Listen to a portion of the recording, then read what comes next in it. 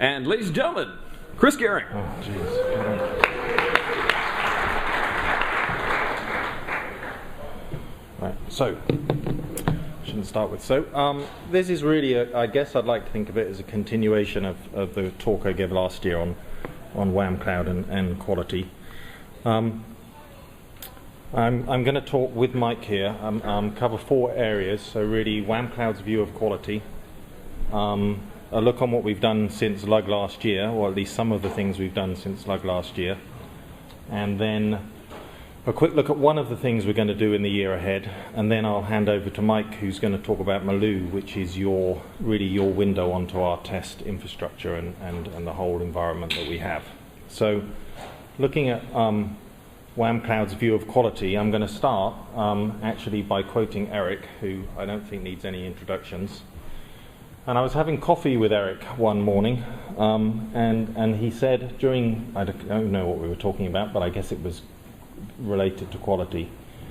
He said, the only thing I'm non-linear about is Whamcloud not delivering what it says it will deliver. And the reason I picked up on this was because it really did crystallize for me why since Whamcloud's inception it's been so driven, Eric has driven so hard, and the whole organization's been driven so hard to become process focused and quality focused. And that's because the reality is that the only way you can deliver what you say you're going to deliver is to have the processes in place so you can meet your commitments. And it was just interesting to hear Eric, that the fundamental thing that was driving it was Eric's desire, and therefore Whamcloud's desire to always deliver what we say.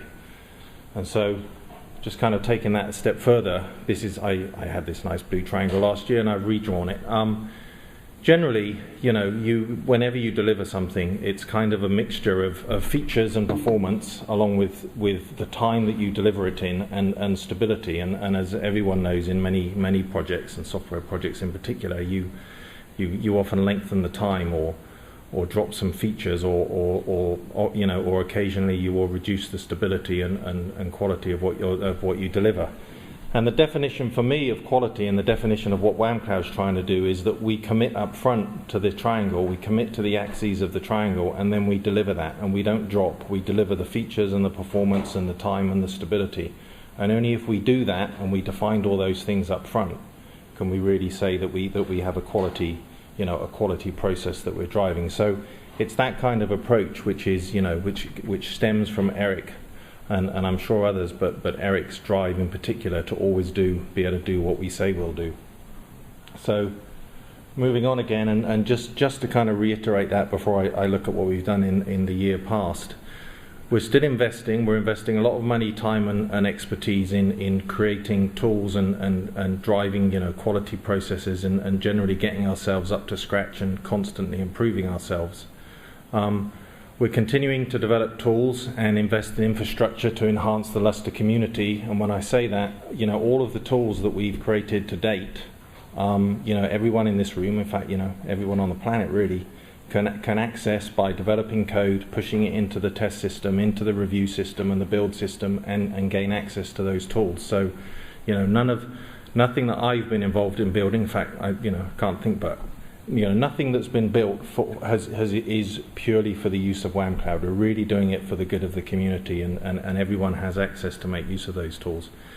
And the whole of engineering team, last year I said is orientating itself, and this year it, I think, truly is orientated around quality principles.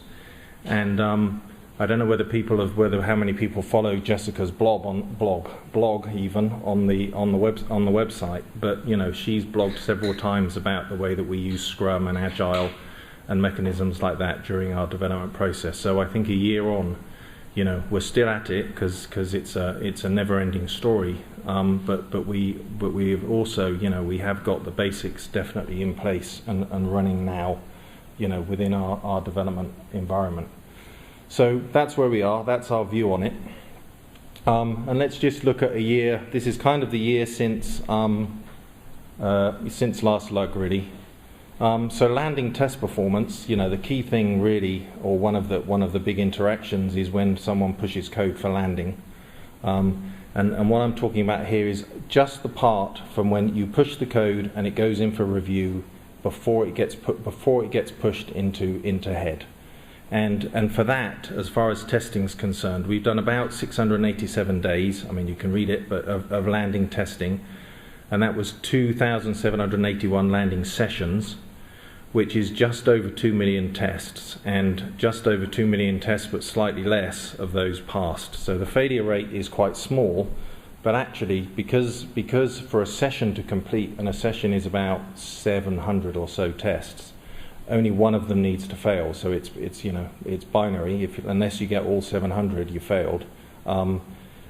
As far as sessions goes, it was actually 1,425 passes and 956 failures, which is about a 60% pass rate. So that's just to give you an idea of the sort of throughput just on the review front. And as Peter was saying, as soon as you push anything to actually gets pushed ahead, then that triggers another several days of testing actually. So this chart is basically just a graph of those landings, and as you can see, we have a basically by month since LUG last year, and as you can see, we have a fairly convincing upward trend in the pass rate, tending towards 100%. And I would actually come back to this later, because there's some interesting attributes about this that aren't obvious. But we have a nice inclined line that shows we seem to be. It's probably a mixture of improvement of code that's being pushed and an improvement in our ability to repeatedly test code, to be honest, in that some of the earlier failures, and probably some today still, if I'm honest, are the test system rather than the code itself. But I think we're winning on most fronts on there. So the other thing that we wanted to do, this was pretty much how the world looked last year, in that lots of people, anyone can push code to the source code repository, and then Whamcloud was the only organisation that then tested that code, and it's not scalable, and it doesn't allow us to do as much test as we want. So what we wanted to do, or the perfect situation, would be to do this, where lots of people test, lots of people write code, and the whole thing's just shared out. Except historically, prior to recent history, for want of a better term, you actually get something that's more like this, where lots of people do test, but everybody's test is different. People produce their results differently, and nobody's really, I guess you could almost say, confident in other people's testing. So a developer from organisation X, is probably not confident when his code goes to Y, and he can't deal with it. So what we wanted to build was some test infrastructure that we could roll out to other places, or that other places could make use of, for the good of Lustre, for the good of the community, and then we really could have distributed test. And today, actually, as we're running today, this is how we look. So we managed to achieve that, and we have testing running at Whamcloud, we have testing running at LUG in Germany, and we have testing running at Indiana University in the US. And those results are the same, as in, of the same quality. It's a standardized test environment, I guess we have now, and the results are, without a doubt, a developer probably doesn't even take any notice of where the testing was carried out. So we can scale that testing up now. There's still work to be done, but we have actually achieved this today, which I think is a step forward. It enables more people to help in more ways. I think is a good thing. So I just want to look at the two sites that did help us. So the LUG Supercomputer Center, they financed very nicely a whole new cluster. They bought a whole bunch of kit in as a dedicated cluster that's just used for testing Lustre. It's been used for testing since it went live in about February. I think we got it up. It's been used for testing all head releases. It's quite nice for us because I say specializes, but from our perspective it does. In failover testing, it has 36 terabytes of multi-attached storage. It's quite small, but well equipped in terms of servers. It's fairly good for performance regression testing. It's not big enough to test the high end, but it's a completely private, dedicated cluster. So we hope, and we haven't done this yet, but there should be no contention of any sort on the network, so you'd hope that we'll get very good repeatability when it comes to performance regression testing. And we also, actually, I'm not sure what we would have done. I would have found another solution, but we used it for manual large LUN testing for the 2.2 release, which was something that had to be done. And as I say, at the time, I don't think we had another solution. So I'd like to thank Ulish, and in particular Frank Hex, who's sat somewhere, for making this happen. And it's quite interesting on the first day of LUG that this whole thing came about because at the end of my presentation last time, Frank came up and said, "Oh, we'd like to help. Could we help with that?" And just, from being at LUG and that conversation, we then, we managed to get them to spend a whole bunch of money and come up with a cluster. So, the relationships and interaction that you have here really does lead to often tangible results. The second one was the University of Indiana. They've provided a 36-node cluster for the development and roll-up of what is kind of become a backup test system. We have been running it in parallel, but it was used for, we did some secondary 2.2 release testing on it. And the reason I used backup was that we, Whamcloud, had to move our test cluster from California. It's now gone to Boulder. And in order to do that, we swung the whole test environment over to well, where are you? Indiana. That's the place. That's the one. To Indiana, and we actually did it. I'd bet a beer that anyone can't go back and look at the test results and look at the output from Malou and tell us when we did it, because actually it was. I'm quite chuffed how seamless it was. We actually got them running up in parallel. We had the results coming out of both, and then we just flicked the switch, so we started taking the results from Indiana rather than ourselves. And touch wood, either this Friday or next Monday, we're going to flick the switch back, so maybe we can do it twice. And again, I'd like to thank Indiana and Steve for helping set that up, because both of those have one has helped a lot with distributing the test load, but also has enabled us to develop. And Ulish actually were the first people where we ran it on another site, so they experienced some of the teething problems. So that was kind of two of the key things that we've done. We got the distributed test out, and the first one, and we did quite a lot of testing, which with ever improving results, which was good to see. I was quite pleased when I plotted that graph and didn't have to hack the data about to get it to go upwards. But it was real data. It was. I didn't change it at all. So going back to that graph, which I didn't hack, there is a question on it, because at the moment what happens is that during development, developers push code into the landing process which isn't ready to land, and they know it's not ready to land, and it fails because they're debugging something, they want some debug. And so many of the failures on this may actually not be real failures, because actually they expected it to fail, they wanted it to fail, they were trying to reproduce an issue. And you could say that many of the passes aren't real passes because they were trying to reproduce the issue that they couldn't find. So I'm sure the data's good, but one thing we would like to know, and for some very good reasons, is to really know what we're seeing here. So what we're going to create is two distinct paths for development testing when you're doing development, and for landing testing when you're doing development. There'll be similar processes. In fact, they'll be almost identical. But up front, when you do the push, you're going to have to kind of state your intention. One thing is you won't be able to push it, and if it passes, say, "Oh, that was a landing," because you'll have already stated it was just development test. And there'll be some good things, as well as us knowing better what's going on and how good the code is that's really being landed. It will actually mean that when people are pushing for development, we can be as flexible as they want on that testing. So if they want to just run one test, or they want to run a particular distribution, or anything they want, as much as we can allow flexibility, we're going to let them say, I want to just test this today. And what we hope is as well as knowing what's going on and actually getting some efficiency, is that we encourage systematic tests to be part of the process.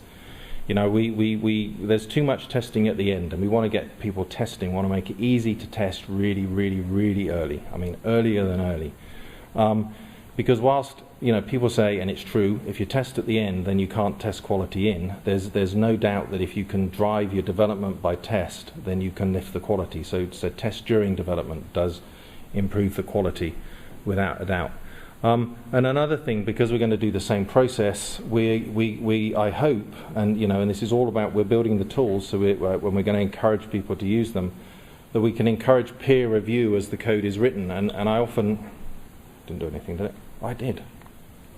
Right.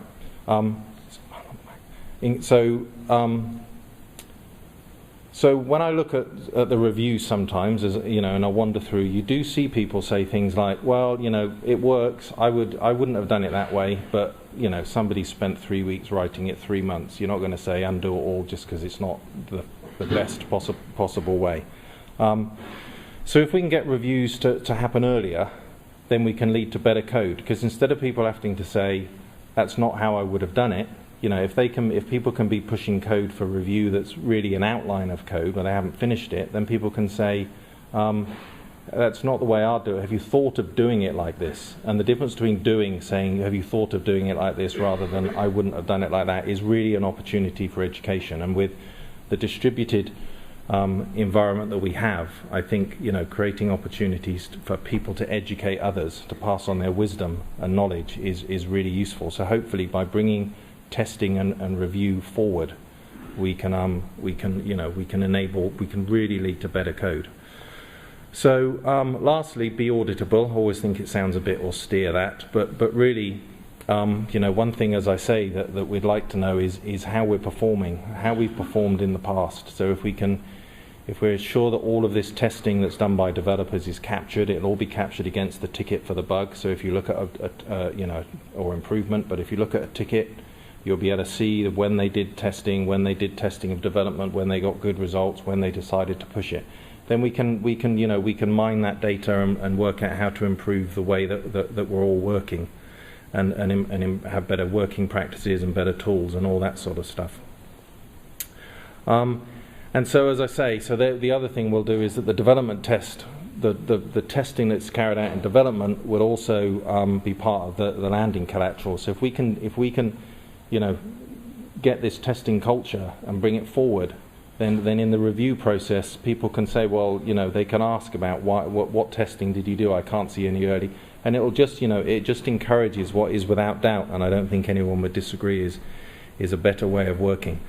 And then finally, if we do separate development from or when we separate development from landing, we really should be able to get a 100% pass rate for landing, because it should be the case that there's no excuse for someone to push code that they haven't thoroughly tested, because we're going to give them all the tools, and therefore, if you push it and it fails the landing test, then there's a good question to be asked, and we'll work out. It sounds very austere, but it is true, and we can work out, was it a tools failure, was it an approach? But we can start to work towards that, that philosophy that what goes in for landing should already be good code. It's not, the landing process isn't part of the code improvement process. You improve it beforehand and then you land it.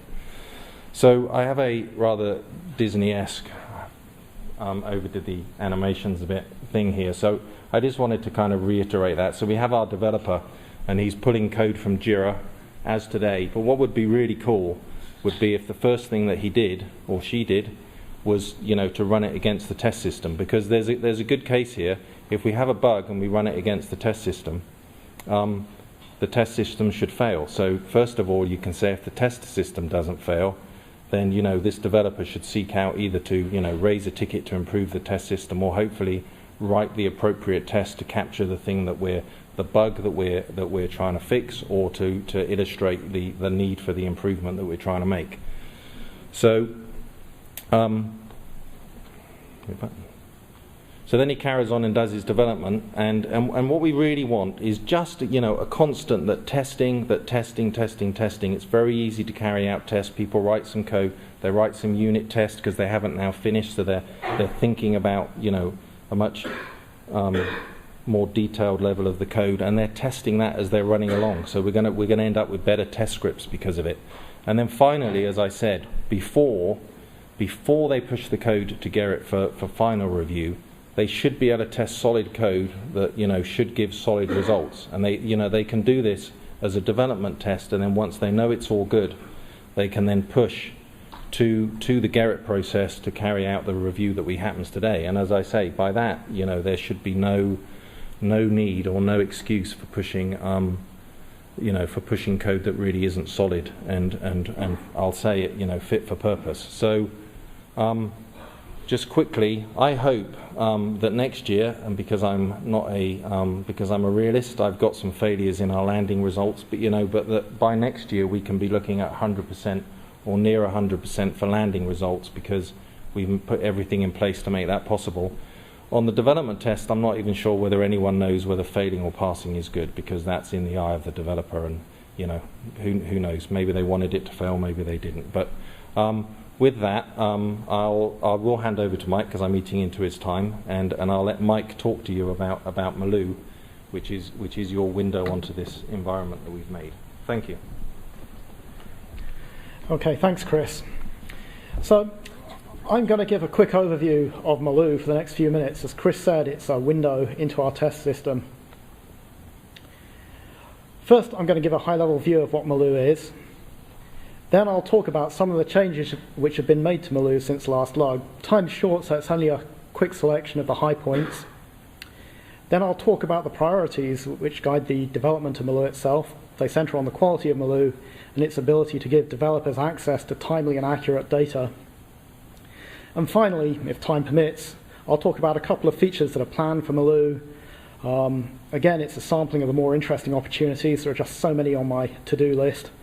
The ones I've picked are user preferences and some automation around scanning log files. So what is Maloo?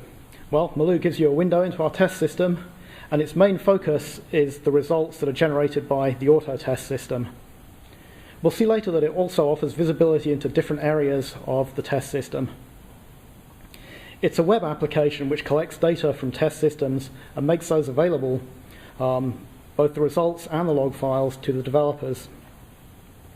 Developers can download a script from the Maloo site to be able to automatically push up their results and have them included in the data in Maloo. Maloo's open to the public. There's a very simple sign-up at maloo.whamcloud.com. The data Maloo collects has two parts. There's a set of YAML files which describe the test results and also describe the configuration of the nodes that the tests were run on. And then the second part of the data are the log files, both from node provisioning and from the actual test runs themselves. The YAML files, which describe the test results, pretty much just get slurped into the database, and we throw those away once we process them.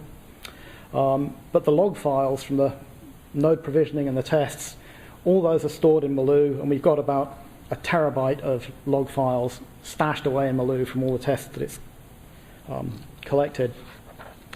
And that allows us to do some kind of retrospective investigation, or lets a developer pull down results from a year ago, or the logs from a year ago. And it's pretty easy to drill down from the front page into any particular result with a few mouse clicks. You're on the log files. Now I'll move on to a couple of the more visible recent changes to Maloo. There have been lots of other changes, visible and otherwise, and as I said before, there's lots of stuff on my to-do list. The reports we'll see make use of the data from Maloo, both from test results and other areas of the test system, to give us a better sense of how testing is going, both in terms of lustre quality and in terms of how well we're using the test resources. This slide shows a portion of a release report, and this report, Peter uses it, is used to get a sense of the quality as measured by test set passes of a particular branch of the Lustre release tree. It combines test data from Maloo and revision data from the Git repository to allow the release manager to see if the release's quality is improving and to drill down to the test results or to the Jira issues very quickly. Looking at the column headers, we see Git tags, part of the SHA-1 for the Git commit, the date it was committed, and then down the side we see the names of the tests, and they're just sorted alphabetically. Each cell in the table contains a summary of all the test runs for which that particular revision participated, in which it participated.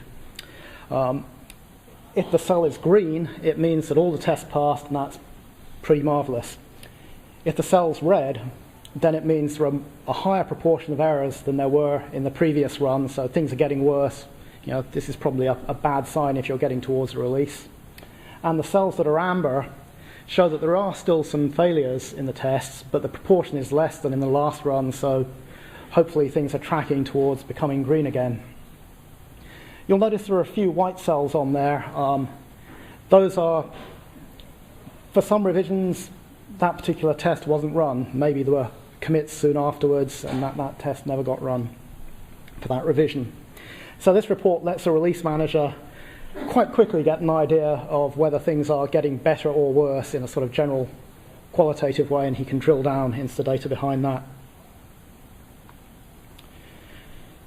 This slide shows a relatively new report which we're using to get a better idea of how effectively we're using our test cluster resource.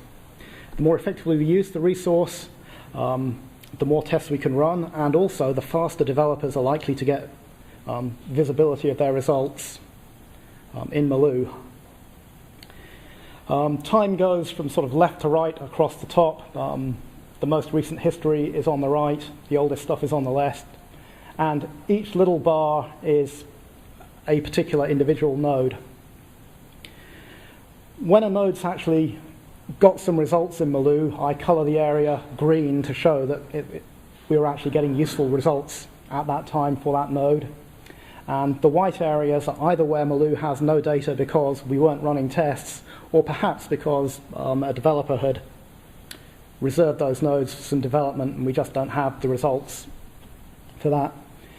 When your mouse is over a particular node at a particular time, it and all the other nodes that were involved in the test get highlighted red, and you can click on it and go and look at the results for that particular test set. If you look at this graph, you can see there are sort of two distinct classes of nodes. Up at the top, there's Whamcloud's Toro cluster, where we typically use 4 nodes at a time in a test set to run tests. And then at the bottom is Livermore's Hyperion cluster, where we use hundreds of nodes at a time, so you get much fatter green bars. So this conveys a lot of information about how well we're using the test resource at a glance, once you know what it's showing, and it lets us see whether improvements we're making actually improve the utilization. I have made some internal changes to Maloo which aren't particularly visible to users. The ones that probably have the most effect for the users are the fact that we have properly tested it, packaged it, and automated its deployment, which means that any deployments I make are very unlikely to break Maloo. There's still plenty of opportunity for internal work, but let's move on to my development priorities. It shouldn't really be a surprise, given Chris's introduction, that quality is the main rationale behind my development priorities. A measure of the quality of a tool is its fitness for purpose. I mentioned that I have some practices that make sure I don't break it when I deploy it, and the value for a developer is that it gives access to the test results as quickly as possible from when the test finishes, and apart from that, it stays out of the developer's way. If the results don't show up in Maloo as expected, then the developer needs visibility into the tool to see if it's in some queue awaiting processing, or there's some other explicable delay, and if it's not there, then he can come and ask me or Chris, what's up? The tool should be easy to use and responsive, so it doesn't interrupt the developer's flow, and the usability and user experience have been improved, but there's still a lot of work to be done on that. The other quality is the sort of quality of the data in Maloo. It's got to be accurate, it's got to be produced on a timely basis, and it's got to be accessible. There's no point in having it if you developers can't see it. Now I'll very quickly go on to a couple of new features, because I know I've got a minute left. The first one is log file scanning. At the moment we just stash the test results in the database and don't do anything with them, and we just assume the pass or fail count in the YAML files is correct. It would be possible for Maloo to actually look through the log files as it stashes them for important phrases like error and failure and segmentation fault, and flag those result sets on the front page. And it might look something like this, where we're looking at the test results, and here we have a little footprint saying, hey, I discovered something in the logs. The developer can click once on one of those feet and gets the test sets which contain the failure. Again, we have little footprints that sort of lead them to the actual tests that had interesting log files. They click on that, and you get to the particular test, and it even identifies which particular log you want to go and look at, because some tests can have hundreds of logs from all the clients. And so clicking on that, you get taken right to the line in the log file that had something interesting on it. So with 3 or 4 mouse clicks, you can see if it's something you didn't know about or not. And the final new feature is user profiles. There's a lot of information in Maloo. Different people want to view it differently. We make you sign up, so why don't we let you hide some columns, shuffle orders around, have a different landing page, that kind of thing. Again, those are just 2 of the more interesting looking improvements I have planned. There are loads more, and if you want to ask me or Chris about our longer term plans, then feel free to collar us. You can read that. It's what I just said. And I'd like to say thanks very much for your sort of time and patience. Any questions?